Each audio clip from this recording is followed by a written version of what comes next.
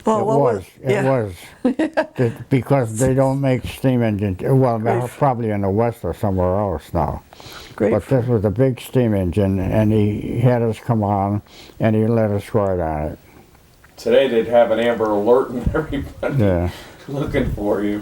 Well, like I said, I was young when I started going over there. The first time I was over in the house, their house was very close to the railroad tracks, so that when a train did come by, and you know, freight trains would come by sometime too, but when a freight train would come by, the house would vibrate all the time like that. And I got so scared the first couple of times. And then after a while, you didn't even notice that, you know, after the few years that we were going together. But I remember that first time that I was so scared, I thought the house was going to collapse, and but it didn't, and it's still standing. Alex? Who was the oldest relative you remember as a child, and what did you remember about them? Oh, the oldest relative, well, that would be my grandfather, and my grandmother's. My grandfather thought I was the best thing that ever happened to the world.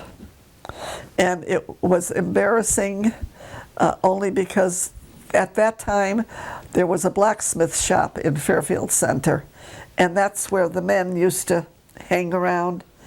And I had to go to the drugstore if I wanted to get my comic books and stuff like that. And I would be coming back, and my grandfather would go, "Hey, beautiful!" And I'd be so embarrassed, but I loved him very, very much, and he loved me very much, and I really missed him. He was 60 when he passed away, only from a cerebral hemorrhage. And after that, I had my grandmother and my two grandmothers, as a matter of fact. So those are the oldest relatives that I can remember, because my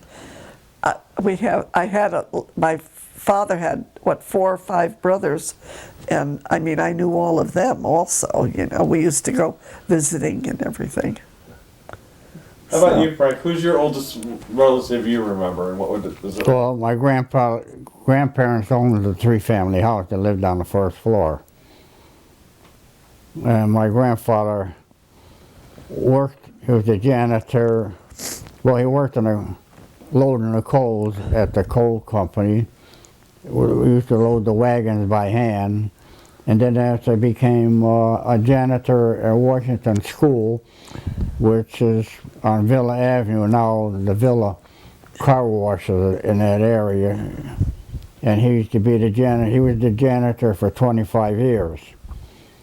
And if it was cold, he'd come home on the bus, because they didn't own a car, and he'd have something to eat. Then my grandma would pack a lunch for him or something to eat, and he would take the bus back, and we'll go to Washington and stay there at night in the winter time to make sure the 2 steam boilers were working, and they keep them loaded so the school would be warm for the next day when the kids come to school, which he never got paid for overtime doing that.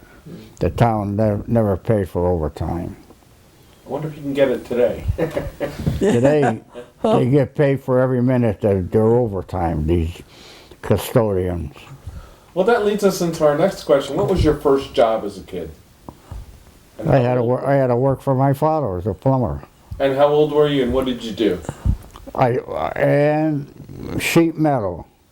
He used to show me how to make the round pipe, how to fold it over and crimp it and put it in a roller, roll it round. Then crimp after I seamed it. Then I would crimp it, and that's what I learned how to do. Amazingly, what was that product you was rolling?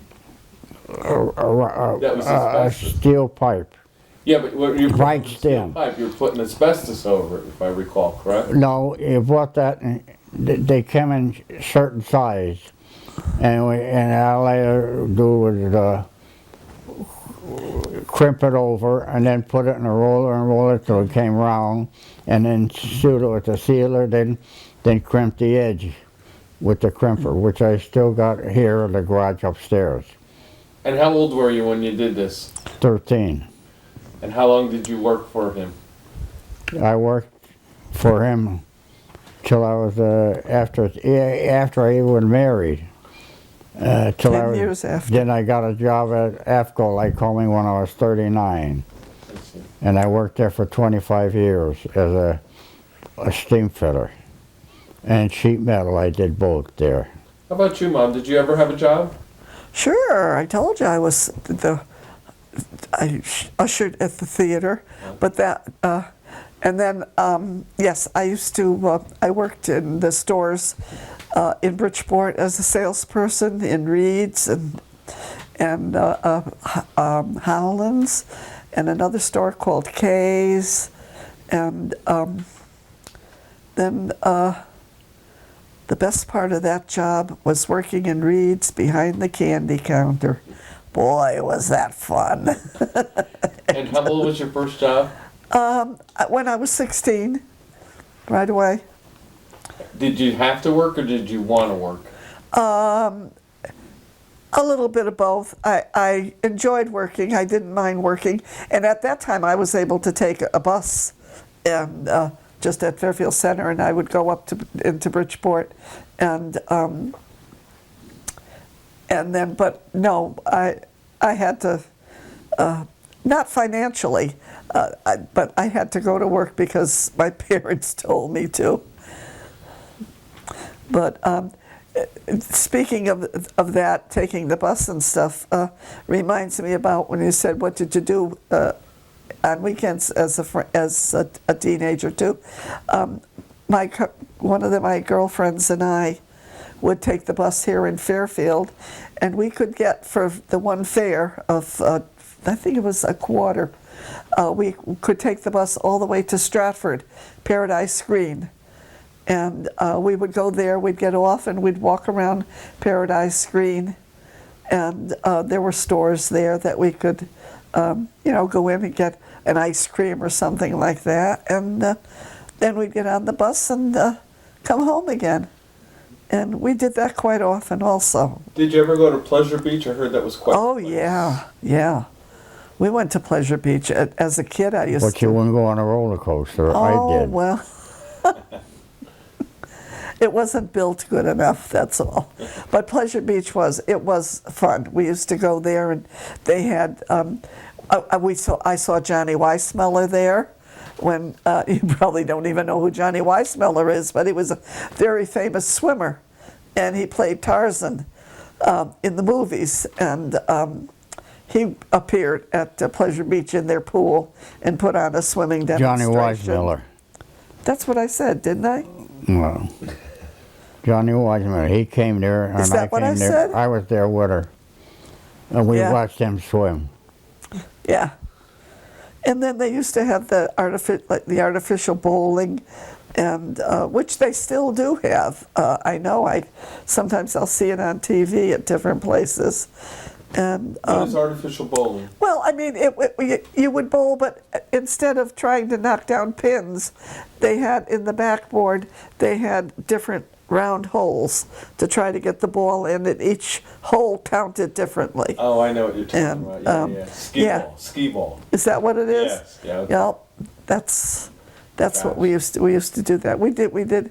I went there as a kid with my mother and our friends, and then Frank and I did a lot of traveling around the Pleasure Beach, and then to what was that one? Savin Rock.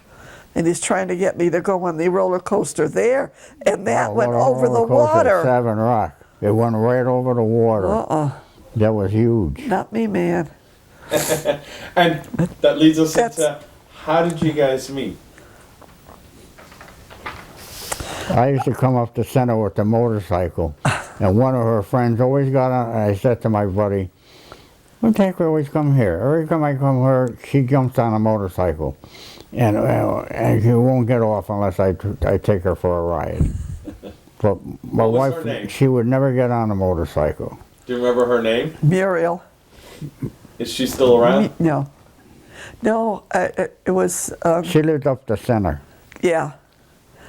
Muriel and Rita and Elaine and I were all very good friends. And the other three all died when they were in their early 20s, around their 20s. I lost them all. Wow, how did they Yeah. go at such a young age? One had a brain tumor. The other one, I don't remember. I think Elaine was some kind of cancer. And Rita and Muriel died from a bad pregnancy. So, So Muriel used to hop on Frank's bike. And yes. Yeah. How did this lead to marriage for you guys? He called me up one time and asked me if I wanted to go. Oh, he called me up and said, "This is Frank now." And on Catherine Street was this guy, Frank, also. And he lived next door to my friend Elaine, so I knew who he was. You know, and we were friends. And I got a phone call one night, and I said, my father said, "The phone call's for you." And I said, "Hello," and he said, "Hello, this is Frank." And I said to him, "What do you want?" You know, he said, "I wanted to know if you wanted to go out with me." And I said, "Frank who?" And then he said, "Frank Slovensky." And I said, "Oh, I'm sorry, I thought you were another Frank, you know." And he asked me out. He asked to take me to the Danbury midget car races, and I had never been there. I used to go And to I had never seen my that. motorcycle. We used to go to me and my buddy used to drive there. Every Saturday they had the midgets racing in Danbury. So when he asked me to go there, I thought, "Oh, that sounds really exciting." So I said yes, and that was our first date.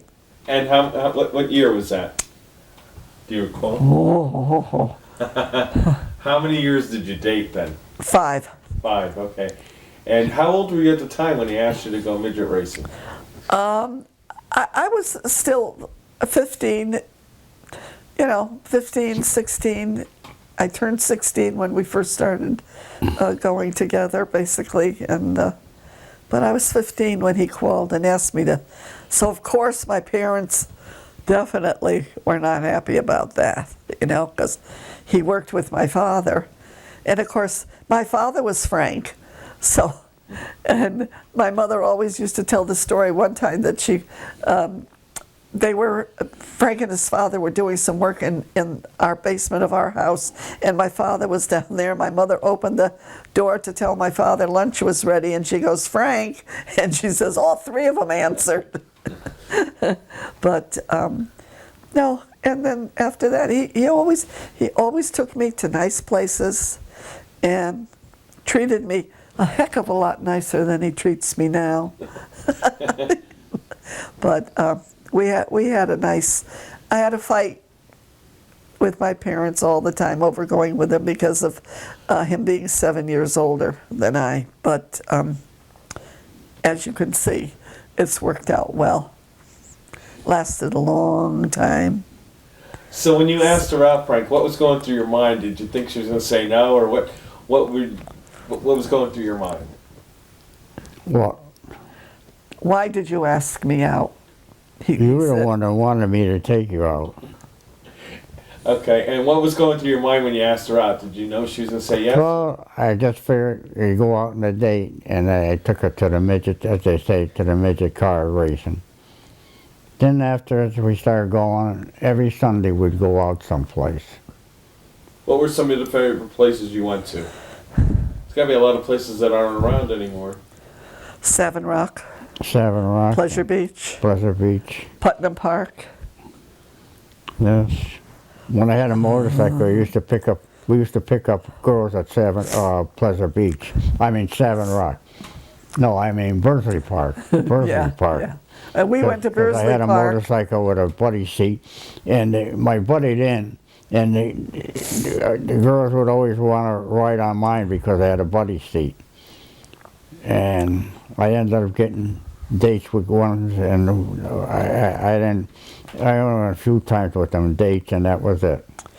And for the record, I never sat on a motorcycle. Never.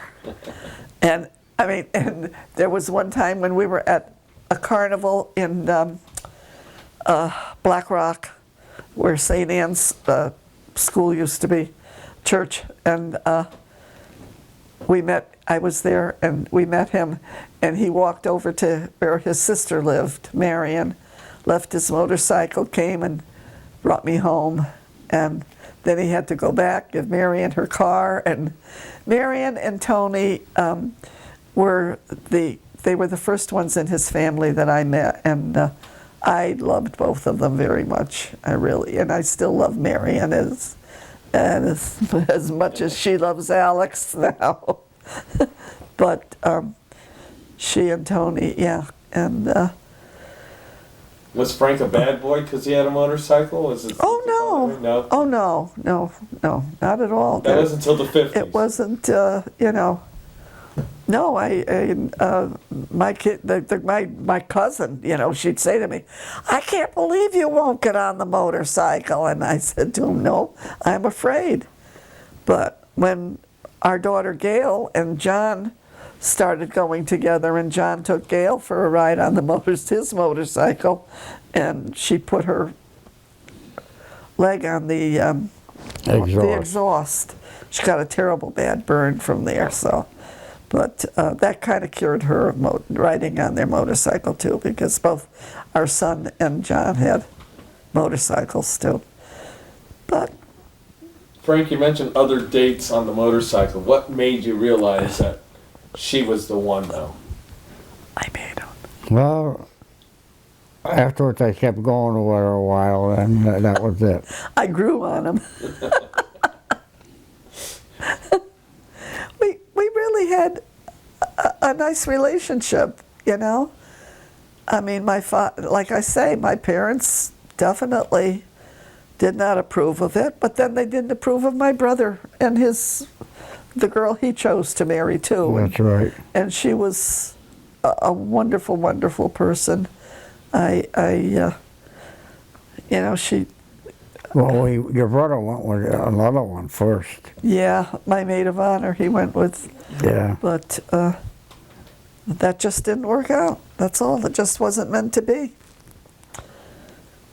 Alex, you got another question for us?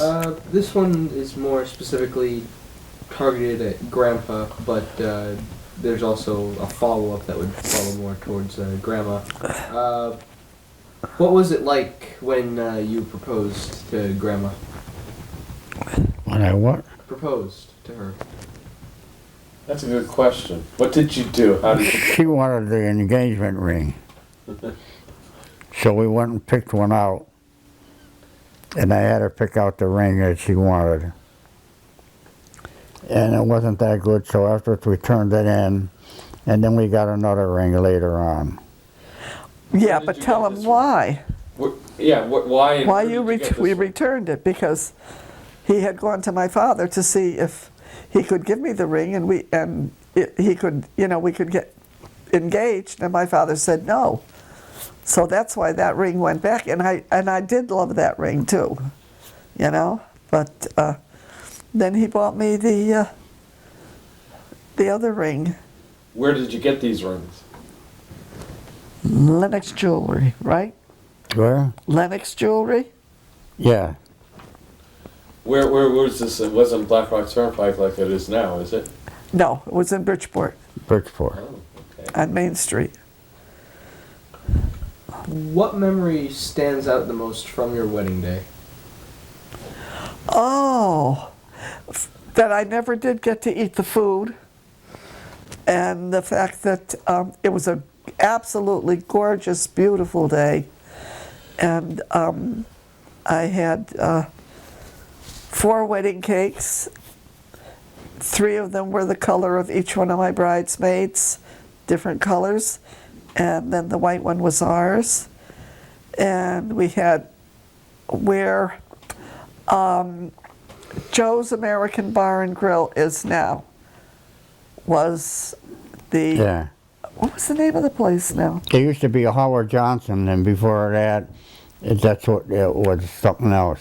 the guy took it over. It was the place where you had wedding receptions and things like Not that. Mary's Journey In.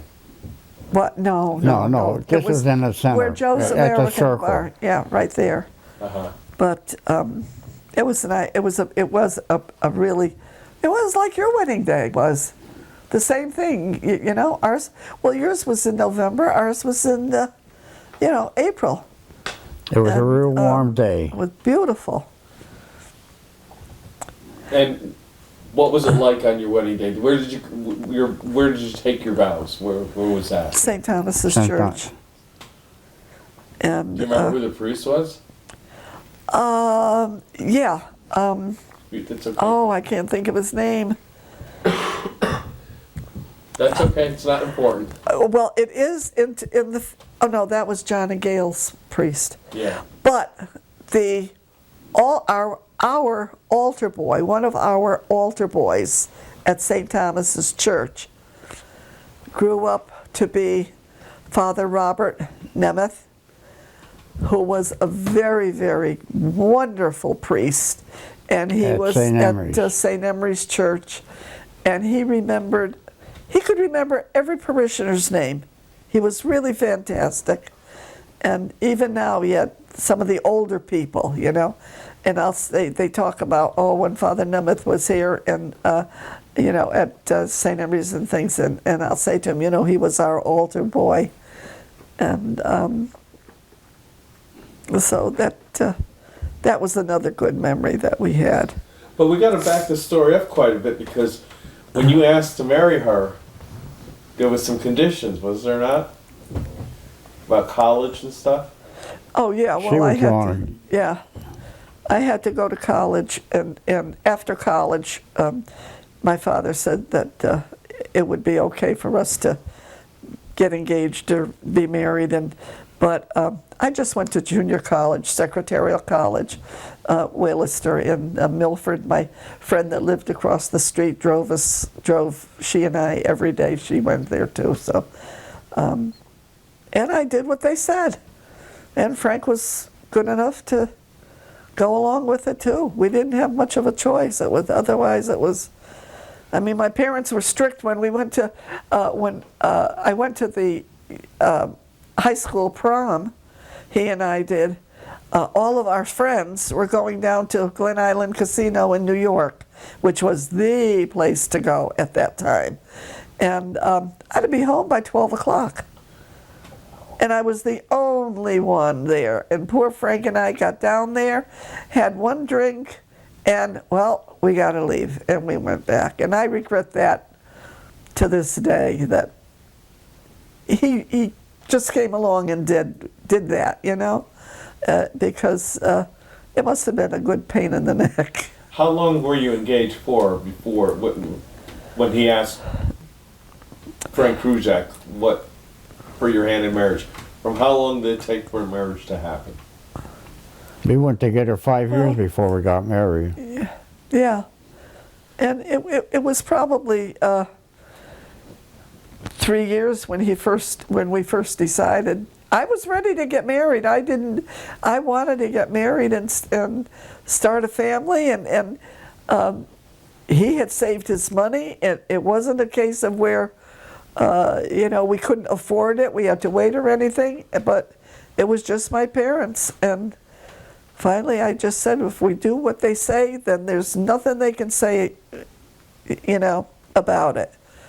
And that's what we did. And that's what I tried to tell my brother at the same time. But my mother really gave him, he was my mother's baby, and she really gave him a hard time. And I really felt bad for him, but it worked out. Did you get married before or after the war? Oh, after the war. I didn't meet After the Frank war, until after I come after he home was from the home. service. Okay, where were you when you heard about Pearl Harbor, and what did you think when you heard the news? I was working in Black Rock in his house with my father. And one of the guys were there, he had to put in a year, a carpenter, then they called him back in when the war started. So he had to go back in the service again. Because you had to go when you were a certain age, you had to go there for a year. in the service, and then you could go home. And then you waited. And then, of course, when the war started, they called you in right away. And that carpenter, he had to go right away, so he had to leave and going back in the service. Now, what about you? Did you enlist? Did you get drafted? How did you get it? I got drafted So you didn't want. because I was working for my father, so I had a job. Some of the guys didn't have a job, so they joined the service. One joined the Navy, and the other guy, one next to me, joined the Marines. But he ended up as a motor sergeant, so he was never off the front, the Marine. The one that was in the Navy, D-Day, he was at Omaha Beach, and he rode the landing crafts. He made two trips to the shore with the troops. And he was lucky the shell never hit his landing craft when he was bringing their troops in. And they had orders never to bring the wounded back because you had to go back empty. And you get in a row and they load you up again, and you come back and unload them and go back again empty, and they load you up again.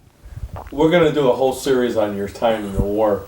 But what did you want to go into the war, or did you want to stay at home? Well, I didn't care to go. But I say I was drafted, I had to go.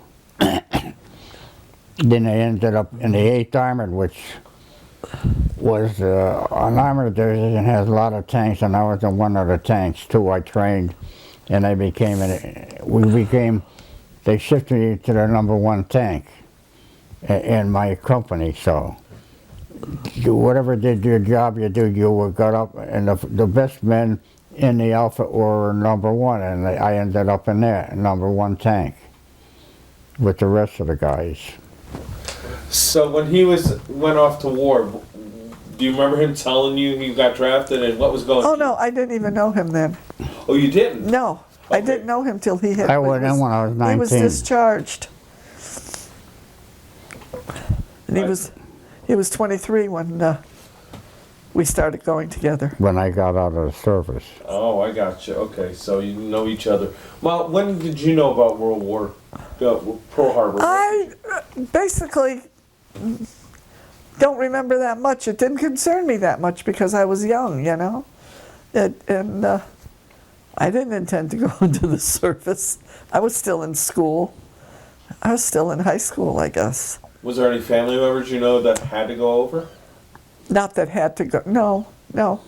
The only one I know of was one cousin, and he joined the Marines. That was my cousin Albert. Oh. And he was a Marine, but He became a state cop. nobody else that I knew. Okay, so you got married and then what? We had a baby. Yeah, we got married, and it was fun for me because Frank had enough money, and we would go out and buy furniture. We put all the furniture for here. And he and my father worked on the house, and he would work here at night, and I would walk over from Reef Road, and I would come and spend some time with him, and I wanted to help, and I was a good help. But once he saw how I painted the inside of a closet, he said, "Leave the painting to me. You just you don't have to do anymore." Okay, so let's back this up a little because nobody knows which house. This house, and how did you get this house? Did you buy it? Did you build it? Tell me about that. He and my father built it together. Frank worked on it, and then he did the plumbing and the heating in it, and he paid for a lot of it, and then he paid for all of the furniture, and my father built the rest of the house, not to my specifications, because when they laid out the lot, and I was so anxious to see the stakes in it, and I come and I look, and here it looked to me like it was about this big, and I said to him, "What is that?" He said, "That's the house." I said to him, "Frank, there's nothing there. It's a garage." And he goes, no, it isn't. It's a house, he says, and it's big enough. But he said, I wanted would it like bigger, it. but her father wouldn't Yeah. make it bigger. He said, I would like it a couple of feet bigger. Well, I went home and I cried because I said to him, oh my God, Dad, what, you know. Excuse me. And Still chokes you. he said, it's big enough. He said, it's big enough. And I wanted a fireplace, and he wouldn't. A fireplace is a waste of heat. It just wastes The heat. ones on the corner So- of Oldfield from Reef Road, he built those, and every one of those had a fireplace. And not next door, the one next door, he put a fireplace. The rest of them, he didn't put fireplaces. He built the outside rim of Catherine Terrace before he built the inside rim houses. But no, we had to be satisfied with what we got. And Frank, you know, didn't want to argue with the him. others But didn't have a toilet down. I told him I want a toilet downstairs. So I come there one day from one other job I'm working with here. He said, I got to figure it out. We can put a shower down here. Good. So he laid out the shower. So that's why we ended up with 2 baths. That's a shower, and upstairs that's the bathtub. So it's 2 bathrooms. Which we all had to use during the hurricane last year, 2012. yep. So, speaking of storms, tell me about a big storm that you guys remember. Snowstorm, hurricane, tornado. What storms? Well, you know, I used to have the grandchildren a lot. Mark had 4 children, and then Gail had her 2 children, and so I had the 6 of them. And almost every, I don't want to say every weekend, but maybe out of the month, close to 3 weekends out of a month, I'd have the kids here. And I can remember there was one storm that we got that was supposed to be very, very bad, and possibility of a tornado. And I had the kids, and of course my grandson Michael was the youngest at the time. And so I made all of the kids go down into the basement, because that's what the Weather Bureau said, you know, get down into the basement on an inside wall. And that's what we did, and that's what poor Michael was so scared. He was so frightened. And he was the cutest little guy you ever saw, but boy, he was a screecher, and you know, he just, but anyway, he, Grandma, we're not going to die, are we?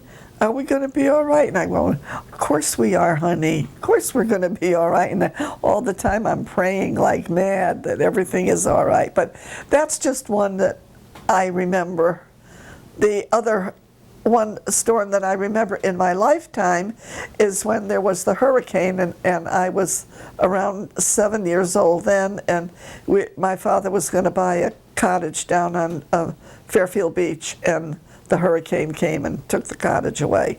That was when we did have water in the front of our house, and my brother and I went swimming in it. Those are the storms that I remember. How about you, Frank? Any storm memories?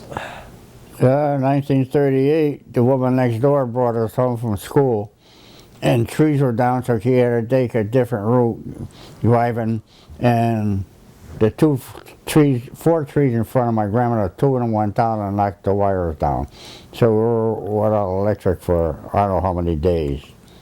So we had to use a lantern, and we had no heat, but we had a coal burning stove, so we had heat anyway. So we burnt the coal in the wood, so at least we had heat.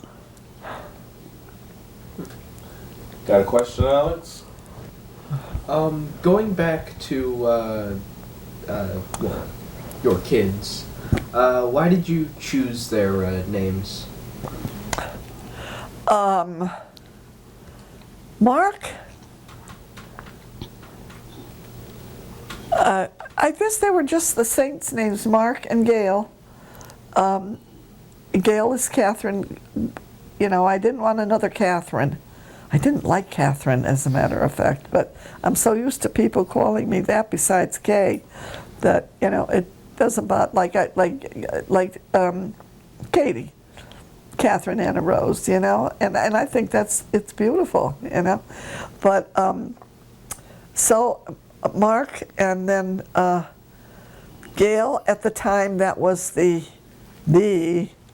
name for girls, and Terry Ann is named after her grandma Slovensky, whose name was Teresa. So basically, your mom's name is Teresa, but I liked Terry instead, so I named her Terry Ann, and Ann included me and my mother and my grandmother. So, and then the Terry part is after my mother-in-law.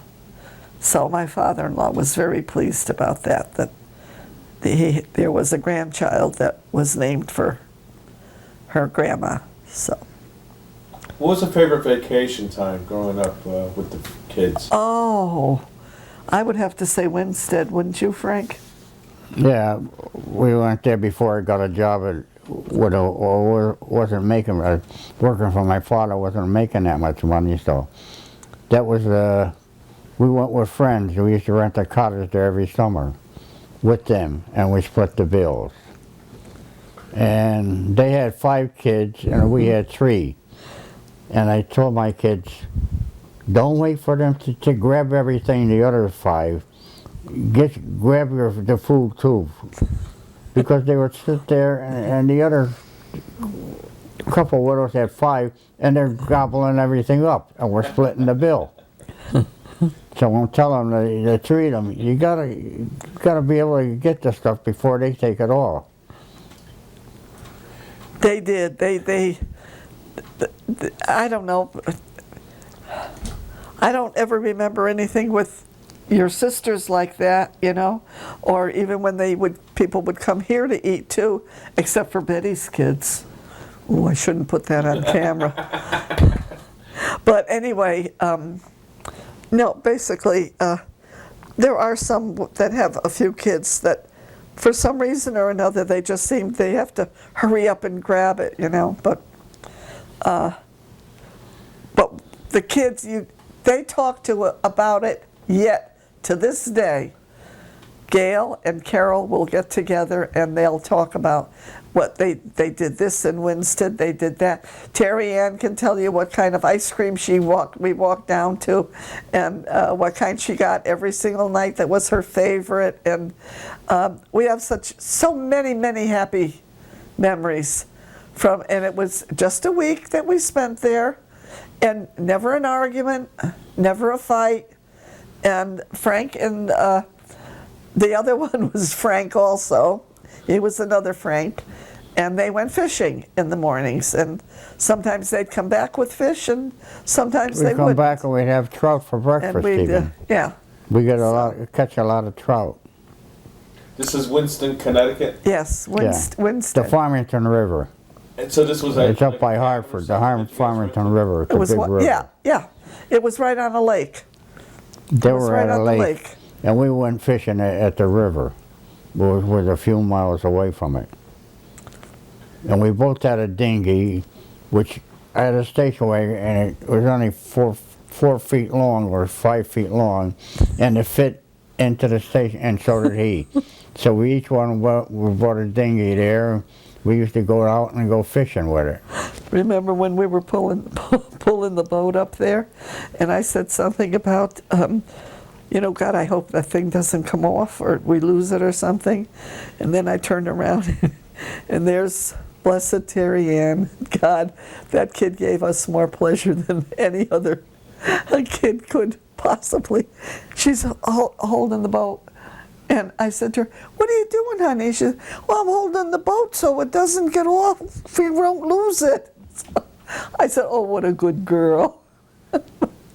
But she was a gem to bring up. She really was. And the other two were very good together. But Mark was a tease, a terrible, terrible tease. And he still is. And it did used to upset Terry quite a bit. That's why I think, like now, too, teasing just is something that she can't seem to handle. But I just remember that part of her holding the boat so that we wouldn't lose it. Now you guys always had a boat, or for quite a bit, right? Yeah. Yeah. What kind of boats did you have, Frank? I had, well, the first boat I bought with my brother-in-law. My father paid half because I liked the boat. And I went in the service. When they came back, I don't know, my sister sold it, I guess.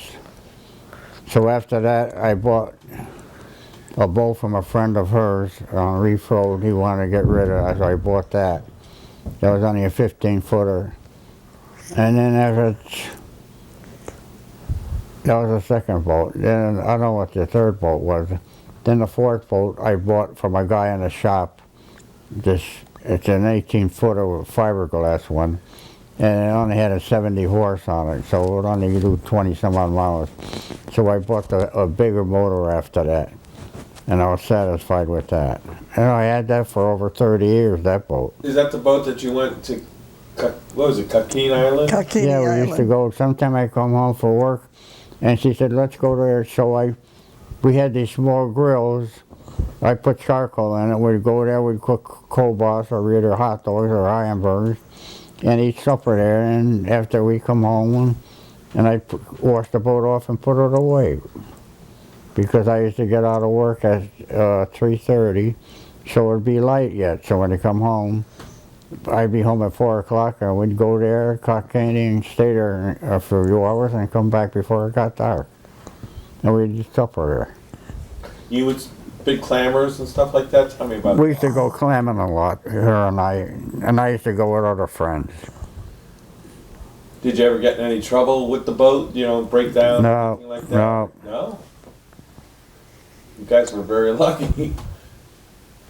Well, what kind of memories do you have of the boat? You have to have some. Oh, yeah. No, we have some really good memories because I loved, She liked going I loved across the boat. to Port Jeff. yeah. I went to Port Jeff once, and after where you want to go? Oh, Port Jeff. Because the sand is white there, and the water is a lot cleaner, Long Island. So I used to go there, and we stay there and eat, and then come back from there. But we went mostly, my brother and sister-in-law had a boat. My brother had a boat and he kept it here, hence the 3-car garage after my 3 kids moved out. But anyway, we used to meet them there on Sundays, and we'd go out there and then we would spend the day together, which was nice because my brother lived in New York at that time, and he would come out and we'd get in the boat and Frank would say, I wonder if your brother's out there yet. And as we get closer, you see this dark spot. And my brother tanned really dark. And he'd be standing there waiting, watching for us, you know. And oh, he's there. But, and they had Kurt and we had our kids.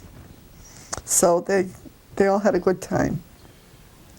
And we loved it. And then after a while, I couldn't handle it, the motor, like I used to be able to handle it. I used to have her pick it up. And it got to be too much for So when you come both of us. inshore, afterwards I had to do it. I have to go and slow down a little bit and then go back and shut it off and pick it up and guide the thing there and then let her off and hold it with the rope while I went and got the trailer and put the boat on the trailer. Because she couldn't pick up the motor anymore. I think I've been on it once or twice. Alex, I think you were on it one time, and I'm sure you don't remember it at all. No. But I know. I regret that, you know, we didn't have it when you know, when the kids were little. Because Mark's kids, did we have them on it?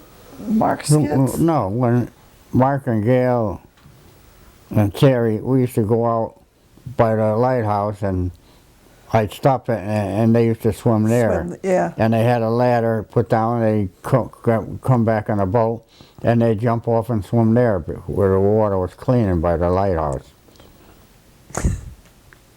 clean water was a problem back then. Yeah, even then. Yeah. Yep. It doesn't seem to be as much a big an issue today as it was back then. But speaking of which, what's so different about today than it was when you were growing up? What's better? What's worse?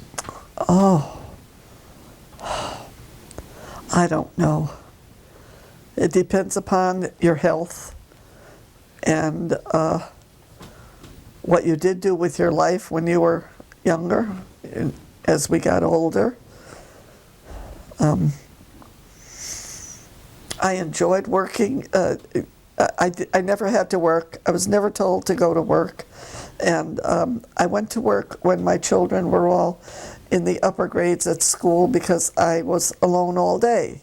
Because Frank at that time still yet was going to school and learning different things. And so he would work all day and then come and then eat something and go to school. So, but I didn't have anybody I'd stand in front of the picture window just looking up the street waiting because all three of our children went to school in Bridgeport.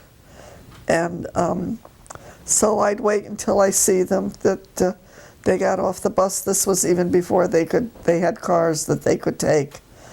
And I decided that I would go to work. And I was going to work here in Fairfield. And the woman wanted me to start out as a manager. And I said to Frank, I don't want to be a manager. I don't know what I'd be doing, you know. And then finally I got the job in Westport and I stayed there for about 17 years. 15. And I enjoyed it, worked my way up, became manager and manager of even the high school. And That's Staples. so I was making, it wasn't an awful lot of money, but it helped us, you know, with our vacations and stuff like that. Because we still went to Florida in every February for their February vacation. So One year we spent it in New York City. yeah, We took the train and went into New York City. and then another year we gave them their choice of going to Florida or getting a pool, and they voted for the pool. So we got a 18-foot pool in the backyard. Yeah, I put that together. Yeah. Spent Yeah. a lot of hours there. Oh yeah. Oh yeah. And you let the neighborhood kids in there all the time, right? No. You know, Mark and John used to be 2 o'clock in the morning. They'd be out there. They had the floodlight on, and they'd be out there swimming in 2 o'clock in the morning in the pool. Mark and John. My sister-in-law and I went out there a lot of times too at nighttime. It was nice. We had a lot. It was nice that the pool was. And none of them around here have a pool. No. I don't know why. No, they don't. You're all right. That's a good observation. They all got kids and young ones. Why don't they have a pool or a boat? They don't have a boat. Just now, Next the door, one next that's door what- got a boat. Yeah. But none of them had a pool or a boat for how many years? The ones around here. I never thought of that. You're right. You're right. Frank, growing up as a kid, did you always want to be a plumber, or did you have other? No, that was my father. What did you want to be? To learn a trade, What did you want to be growing up? a carpenter. Did you really? Wow. And he's a good one. He's a good carpenter. Yes, he is. Yes. He knows a lot I about the worked with a building. father when we were slow. I worked on how many houses? One we helped on Ann Street start and put it in, and the one on here beginning here. I even put the heating system in because I knew how to put the. He buy the ducts and I put it together, and I put the hot air heating system in too.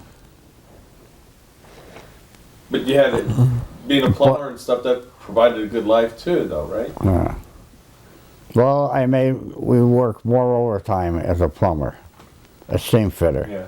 When I was in sheet metal, then I got laid off, I bumped back into the plumbing. And then when they picked up, the sheet metal man wanted me back. And I said, no, why not? I make $6,000 more a year because of the overtime we work as a steam fitter. And he twice out of the whole year he'd have you work overtime. So because of the money, I'd rather be the steam fitter. It was harder work. The sheet metal man, it wasn't that bad. It was easier work that we did. But I was making $6,000 less a year, so. Well, he always said, because it got to a point where their contract would come up and there was a possibility of a strike and something like that. But he said to me, I don't care. He said, if I have to go all the way down and bump all the way down to being just a sweeper, he said, he won't. He did go out strike. There was one time. A long time. Yeah. Sometimes we'd only be out a couple of days. Sometimes maybe 2 weeks. But one time we were there, 3 months we were on strike. Yeah. But he always worked, and said that that's what he would do. And he did. Any overtime he could get, he worked overtime an awful lot. And then, in that time when they were on strike for so long, we went on, I don't know, we got help from the union. We got, and we went on, what did you call it? What did we call it then? Relief? Yeah, yeah. Where was it? Was this AVCO where you were on strike? Yes. Okay. And you stayed there till you retired? Yeah, he did. Yeah. You hung around. Yeah. No, he retired, and I worked for 1 year. And during this first year of retirement, he repainted the whole inside of the house. And then I thought, boy, he's staying home doing exactly what he wants to do. So the following year, I quit work. But it wasn't for that reason. It was just that it wasn't fun anymore.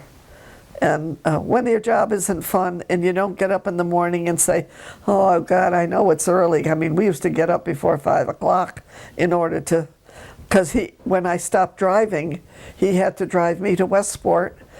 And then from here, he had to go to Stratford to get to Stratford for 7:30. 7:30 wasn't it? It was 7 o'clock. Then it was 6:30. Yeah, that's when we. They raised it to 6:30. Yeah. We had to start. Yeah.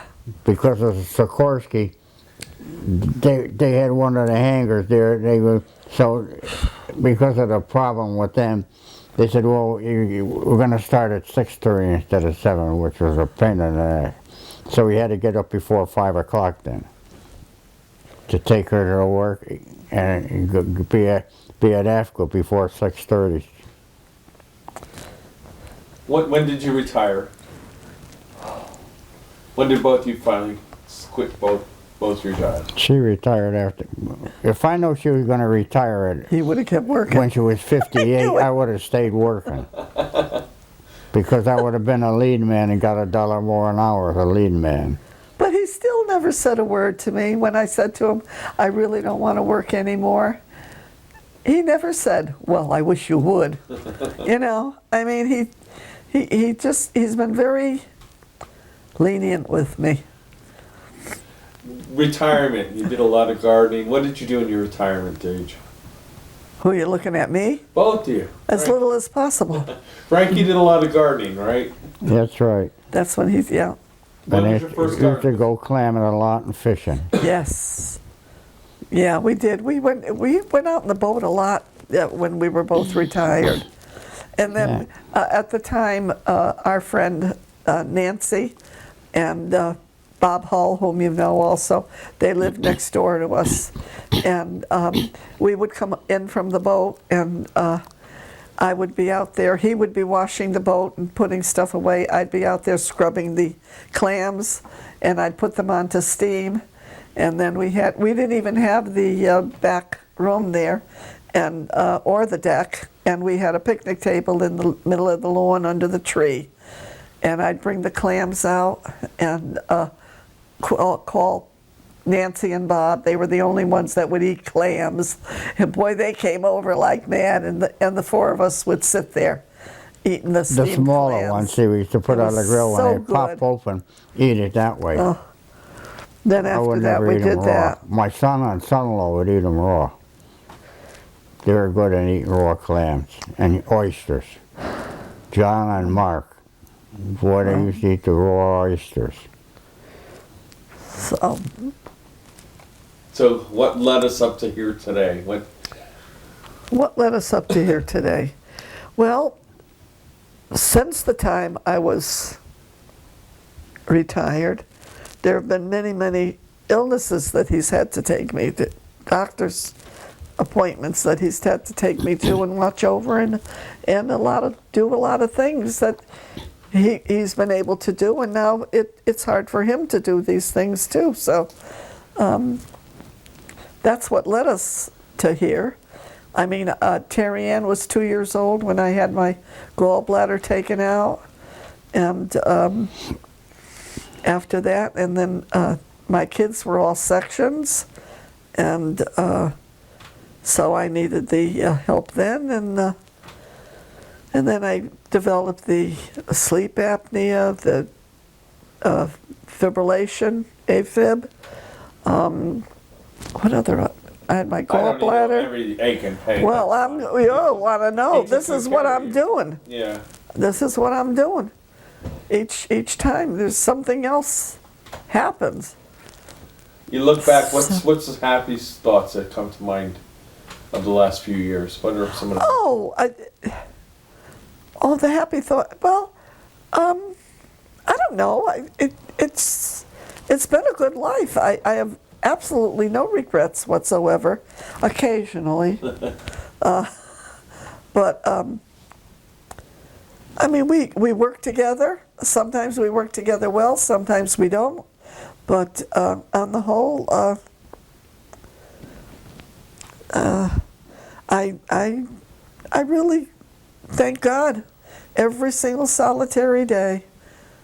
My first thing when I go to bed and the first thing when I wake up in the morning is to thank God for all of the blessings that He has bestowed upon me, because there's so much sadness sometimes, and we're so very lucky with the grandchildren we have, the great-grandchildren we have.